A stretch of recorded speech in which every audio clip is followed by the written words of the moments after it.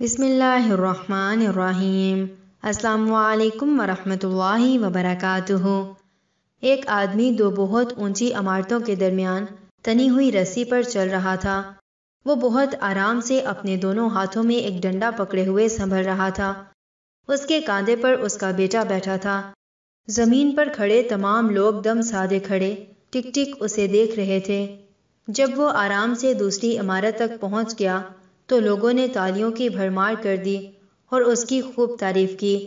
اس نے لوگوں کو مسکرا کر دیکھا اور بولا، کیا آپ لوگوں کو یقین ہے میں واپس اسی رسی پر چلتا ہوا دوسری طرف پہنچ جاؤں گا؟ لوگ چلا کر بولے، ہاں ہاں تم کر سکتے ہو۔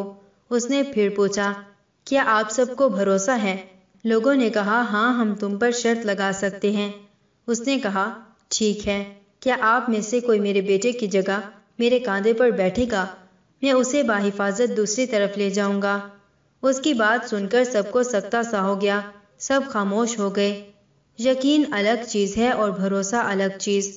بھروسہ کرنے کے لیے آپ کو مکمل فنا ہونا پڑتا ہے، اور آج ہم سب میں اسی بھروسے کی کمی ہے۔ ہم اللہ تعالیٰ پر یقین تو رکھتے ہیں لیکن بھروسہ نہیں کر پاتے، حالانکہ اللہ تعالیٰ نے قرآن میں فرمایا ہے، فَإِذَا عَزَمَتْ فَتَوَكَّلْ عَلَى اللَّهِ إِنَّ اللَّهَ يُحِبُّ الْمُتَوَكِّلِينَ۔ یعنی جب کسی بات کا پختہ ارادہ کر لو تو اللہ پر بھروسہ کرو، یقیناً اللہ بھروسہ کرنے والوں کو پسند فرماتا ہے۔